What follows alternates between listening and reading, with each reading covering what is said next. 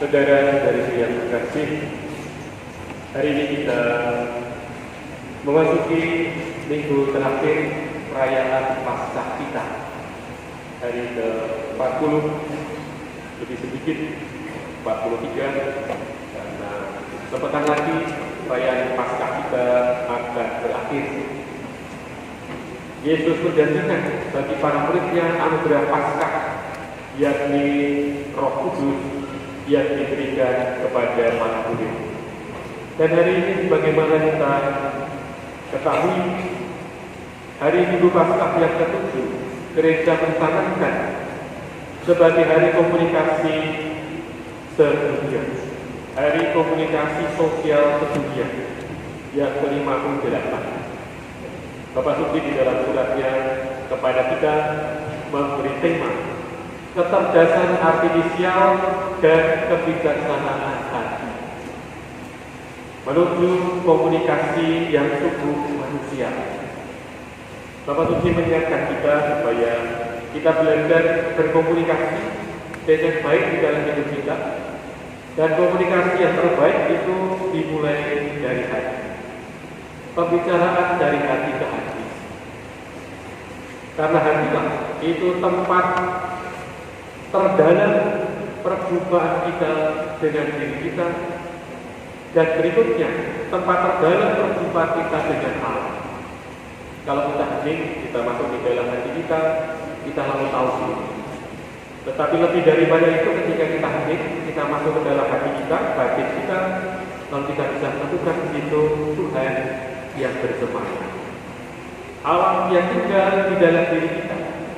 Karena kita ini adalah anak-anak Allah. Karena kita ini adalah orang-orang yang bukan dari dunia. Itu tadi disebut di dalam Injil. Mereka bukan dari dunia sama seperti aku, sama seperti kita. Tetapi mereka berada di dalam dunia. Maka seperti Yesus, kita datang dari Allah dan akan kembali kepada Allah. Maka di dalam batin kita, hati kita yang terdalam itu bersemayamlah Tuhan Allah kita ada di sana. Tentu tanpa hati, komunikasi di dalam hidup kita kerap kali akan terjadi komunikasi yang tanpa kemanusiaan atau miskin kemanusiaan.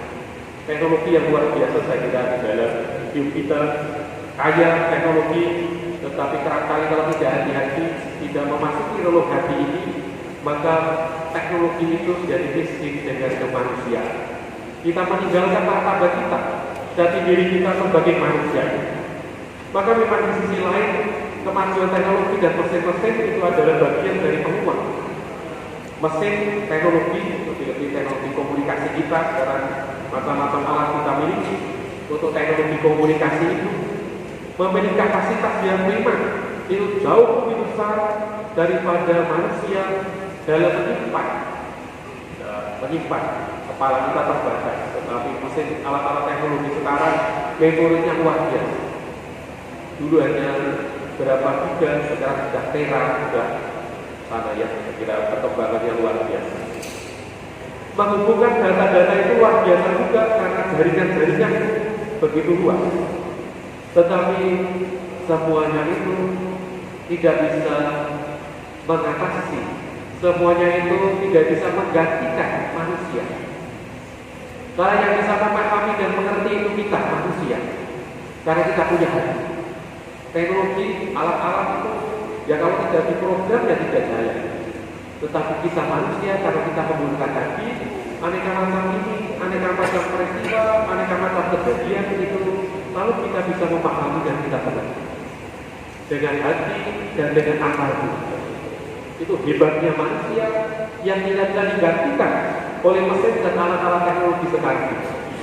Bang Suci mengingatkan kita ya, supaya jangan lalu orang hanya mengejar teknologi, tetapi lupa bahwa sejatinya martabat manusia itu ada pada hati dan akal budi.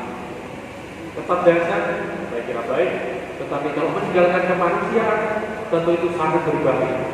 Manusia tanpa hati, manusia tanpa akal budi, tentu juga tanpa nurani dan tanpa kehidupan yang terjadi. Inilah yang diingatkan oleh Bapak Suci kepada kita, supaya kita bisa tetap memperhatikan secara khusus itu kemajuan teknologi di sisi lain, tetapi juga tetap mengutamakan manusia, karena kita lah itu yang menjadi juga bagian dari muara kemajuan teknologi.